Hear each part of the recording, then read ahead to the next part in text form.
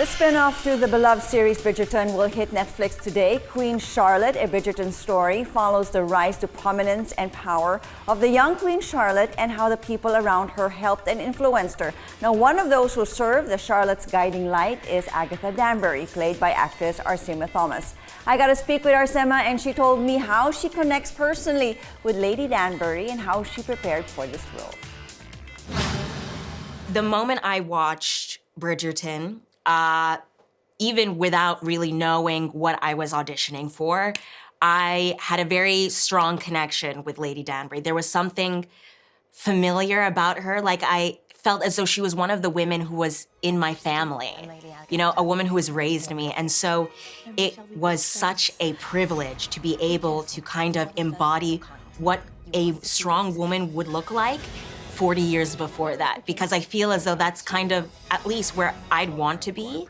And so how therapeutic is it to engage in a journey that would land me there? So yeah, it was big shoes to fill.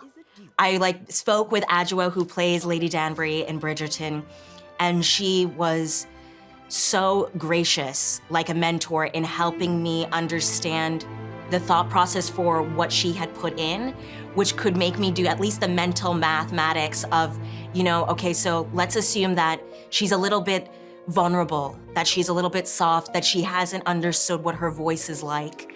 And then I realized I also know what that girl looks like as well, and how familiar she is to me. So it was a privilege to be able to be part of that journey. Take us through the preparations that you needed to undergo. I mean, in order for you to create, I mean, you get to start her off. She came in as Lady, but you had to mold this character. What was that like for you? I mean, it was so exciting because this is kind of what you want as an actor, is to kind of just play. And so with the help of Tom Verica, the director, who was very much, you know, very vocal about this should be your own role. Shonda Rhimes' writing did so much of the work, but it was really exciting to kind of engage in my own history, to look back at like the lineage of women in my ancestry. I was able to discuss some things with my grandmother, who, had it not been for the show, I wouldn't have found out she's so similar to Lady Danbury, having been, you know, in an arranged marriage when she was 7 years old, running away, and then being in an arranged marriage again at 13.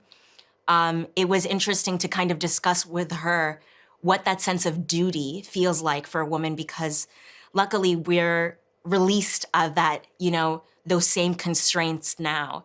But also I read so many books about and by women who are, I think, have that tenacity that Agatha has.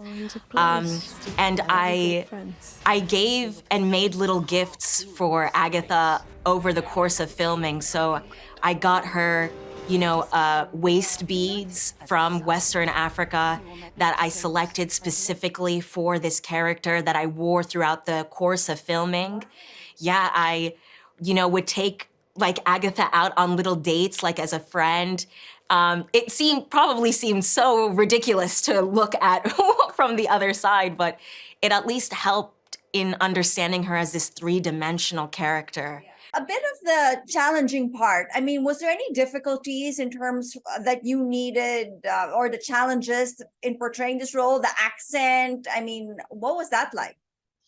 Yeah, the accent was actually quite easy, and not easy because of accent technique, but it felt like we were all learning the accent together rather than just me. Because Tunji, who plays Prince Adolphus, is Scottish.